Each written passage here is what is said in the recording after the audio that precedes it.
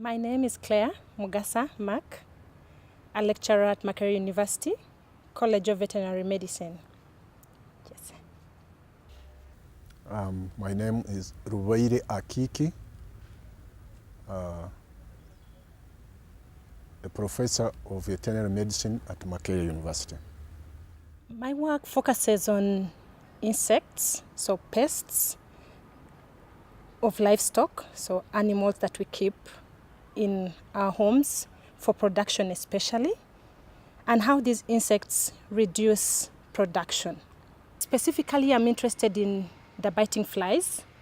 So we have a variety of biting flies, tsetse flies for one, but I'm interested in the turbanids, they call the big biting flies or horse flies that have received very little attention, and yet they are devastating. They bite very painfully, and they affect the animal in a way that they will reduce their food intake because they're busy warding off the flies, the painful bites, and in so doing they are not feeding enough, and so you'll find that the production actually of these animals is also lowered. Also, there is implication in the past that these flies vector diseases, so they pass on disease to animals, but there's not a lot of research that has been done on that. So it is hearsay, they're just implicated. So I seek to find out exactly, is it true? Do they actually pass on these diseases, and what do they pass on? And then probably, do they even pass on diseases to the farmers, to the rural farmer? Yes. I'm working with women farmers in the rural areas surrounding Kampala in the Lake Victoria Basin. And in the beginning, I didn't set out to work with women farmers particularly. But when I got there, I actually realized it is mainly the women who actually came for the meetings. And eventually I understood why. It's because they're the ones who have the hands-on onto these animals. They're the ones who tether the animals every morning. When the animals are ill, they are not in good health, they are the ones who feel the pinch because they are with the animal every day. And when it's not producing enough milk, for example, that means instead of having 2 cups of milk, they're going to have 1. They feel the pinch.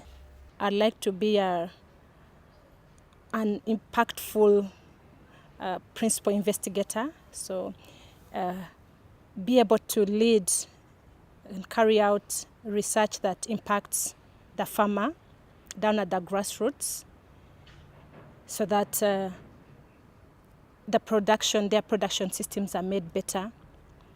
Be able to link the lab work that I'm currently doing now to the field, so translate it into usable information to help the farmer at the end of the day. I want to make the farmer better.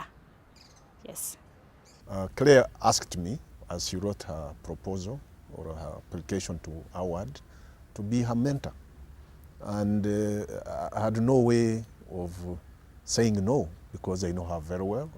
I'm proud of her, having brought her up all the ladders up to the point she is now.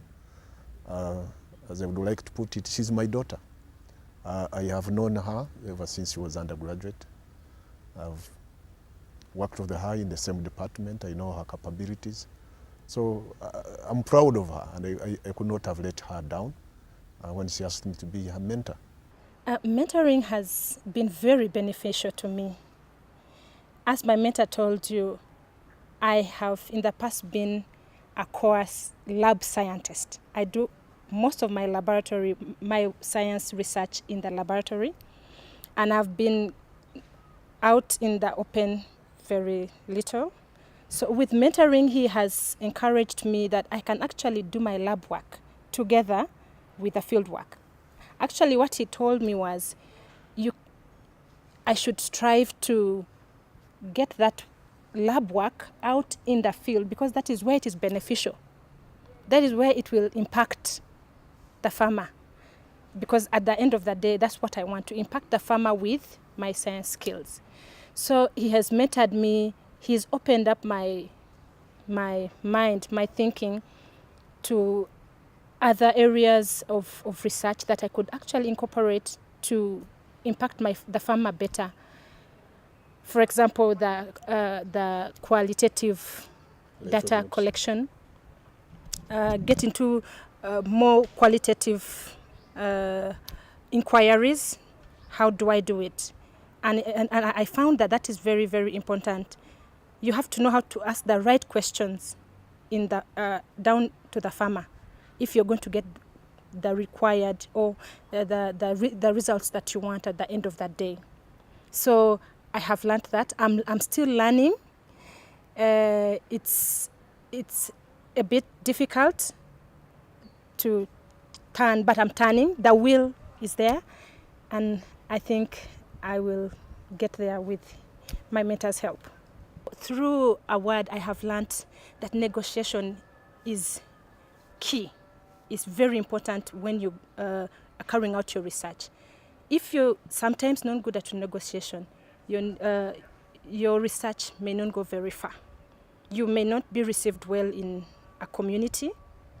So I have learned to negotiate. So negotiating is not saying no to the farmer and yes to what you want, but it's saying, can we strike a balance? I've come to do this. You want this. So can we meet in between? If not now, can we meet in between later? So you negotiate. I have learned to negotiate. Personally, I would like to translate her work from a laboratory setting to the field where our farmers are. So what she's doing now currently is she's looking at these flies and finding out what the flies carry, particularly disease-causing organisms, and which diseases therefore, which are likely to be in the field or rampant in our farm settings. So we want to link these two. She's very good in the lab, but we want to see how what she finds in the lab affects the livelihoods of our farmers, and link that livelihood to the disease-causing organisms, if any. At the moment, I'm having challenges to turn her around from a hard scientist, which she has been structured that way, a veterinarian, a molecular biologist. How do you turn her around now so that she's a soft scientist?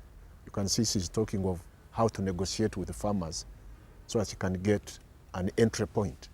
Now, this is something which we do not necessarily teach in these professional courses, but over years I've learned from my experience that these are very necessary, and I'm doing all I can now to turn her around so that she can get into a soft scientist.